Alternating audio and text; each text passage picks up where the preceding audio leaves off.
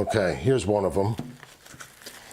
It's the second rise. You can see the bubbles in the side and everything.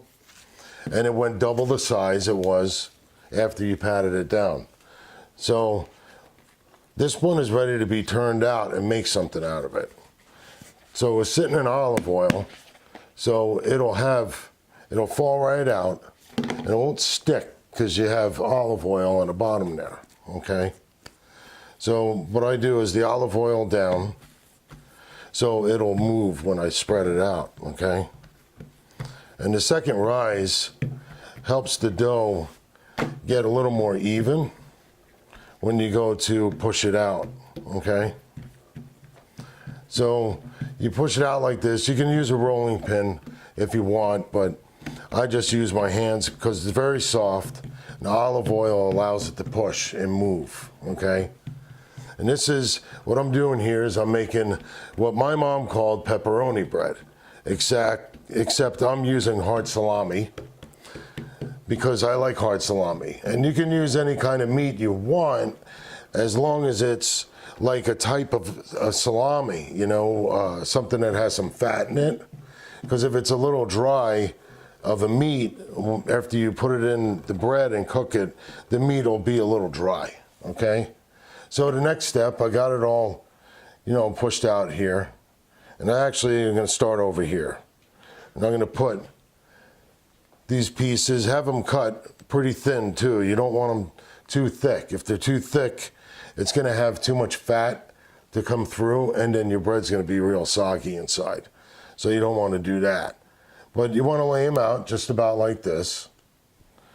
And after we get them laid out like this, we're going to roll it up so we end up with pinwheels, okay? Now I'm not overlapping because I don't want to overlap. It'll be too much. You know, you leave a little bit of space between them, okay? Then you get just enough in there. And then after I get them laid out like this, and this is really good when you get done with it. Everybody loves it.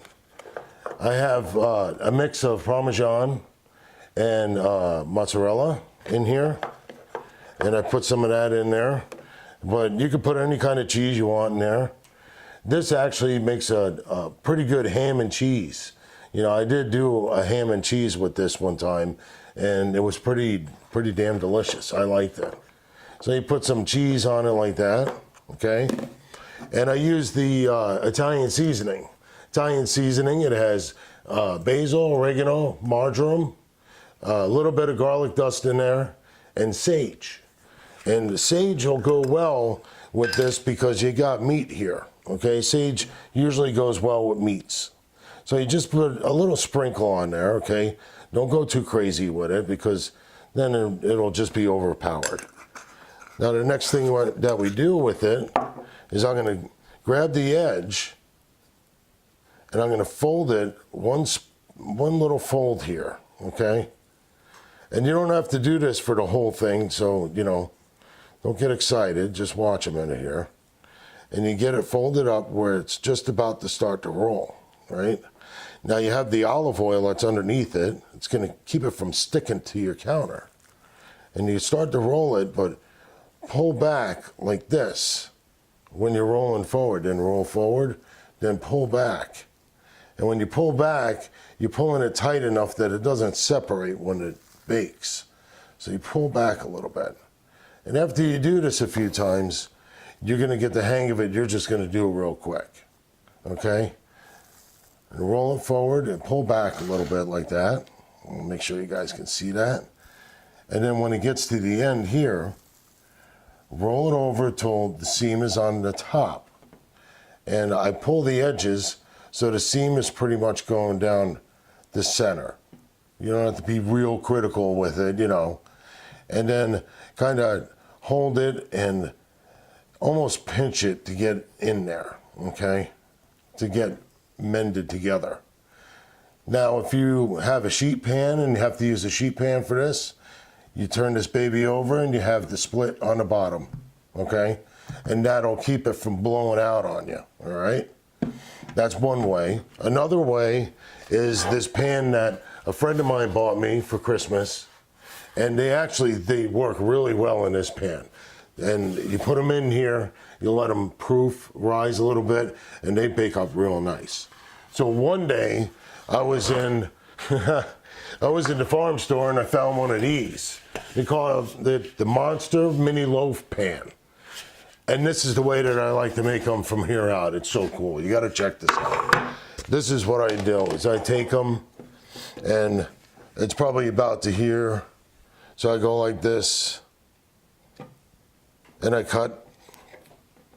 I take this off. There's really no meat in there, so I get rid of that. It's just a little bit, no big deal. And I set these babies right in there like that. And I fill it all up with them. You poke it like this, just the little pokes, okay? And then you put a little olive oil on the top. I'll show you that real quick here. A little bit of olive oil. That's it. And do the rest of them just like that. And then you just set them aside.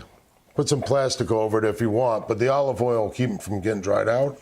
Set it aside and let them proof. Set them aside, I mean, you can go up to an hour, but at least 30 minutes to let them start to rise again a little bit.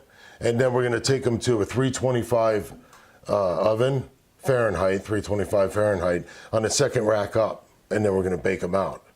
And when they come out, I'm gonna show you what they look like, and I'm gonna show you my little trick at the end of this that makes these things taste so good.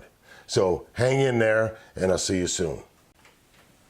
Okay, got the bread, pepperoni bread, out of the oven, and this is the last thing I do that makes it taste fantastic. I made roasted garlic butter. I put up a video how to make roasted garlic, and I will make a video to show you how to make roasted garlic butter. And it looks like butter, has the same consistency. I'm using a brush. If you don't have a brush, then just use a balled up paper towel and just stick it in the roasted garlic butter and dab it on top of the bread if you don't have a brush. If you do have a brush, use it. And you just put it on there. It's gonna melt. Because one of the rules with roasted garlic is it's already cooked. So you're not gonna wanna cook roasted garlic. It's already done. So this is why I put it on when it comes out of the oven. It's still warm and it'll just melt all over there just like butter. And it brings that roasted garlic flavor. So that is pepperoni bread, my mom's creation from when I was a child. I hope you subscribe and ring the bell so we can give you new videos when they come out. Thanks for watching. Have a great day.